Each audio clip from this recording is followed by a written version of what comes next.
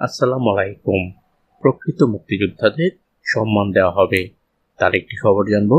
তবে আপনি যদি যুদ্ধের জীবন চ্যানেলে নতুন হয়ে থাকেন, চ্যানেলটা অবশ্যই সাবস্ক্রাইব করবেন, পাশেই থাকবেন। ভুয়াদের চিহ্নিত করে প্রকৃত মুক্তিযোদ্ধাদের যথাযথ সম্মান দেওয়া হবে বলে জানিয়েছেন দুর্যোগ ব্যবস্থাপনা ও ত্রাণ মন্ত্রণালয় এবং মুক্তিযুদ্ধ বিষয়ক মন্ত্রণালয়ের উপদেষ্টা ফারুক আজম।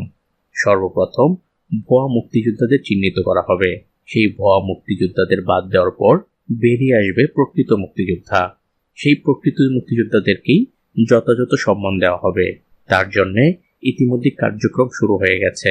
সচিবালয়ে বিশেষ এক সাক্ষাৎ শেষে কথা জানিয়েছেন উপদেষ্টা ফারুক আজম।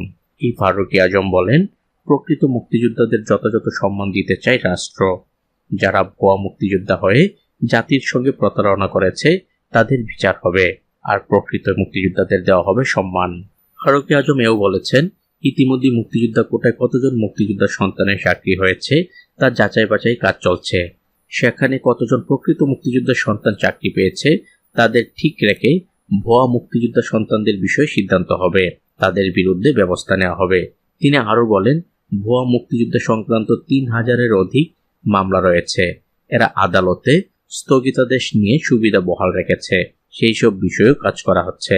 ফারুক আজম বলেন, জাতীয় মুক্তিযোদ্ধা কাউন্সিলের মাধ্যমে মুক্তিযোদ্ধাদের বিষয়ে সিদ্ধান্ত হতো, তবে মন্ত্রণালয় সেখানে তদারকি করত না। সেই কাজটি জাতীয় মুক্তিযোদ্ধা কাউন্সিলের মাধ্যমে করা হতো, তবে বর্তমানে জাতীয় মুক্তিযোদ্ধা কাউন্সিলের কোনো কমিটি নেই। নতুন কমিটি ঘোষণা হওয়ার পরপরই শুরু হবে জাতীয় মুক্তিযোদ্ধা কাউন্সিলের সকল কার্যক্রম। সেই কাজটি যাতে নিখুঁতভাবে হয় সেদিকেও নজর রাখা হবে। বন্যা পুনর্বাসন কার্যক্রম নিয়ে দুর্যোগ ব্যবস্থাপনা ও ত্রাণ মন্ত্রণালয়ের উপদেষ্টা বলেন, বন্যায় ক্ষয়ক্ষতির পরিমাণ এখনও নিরূপণ হয়নি, আরও 1 সপ্তাহ সময় লাগবে।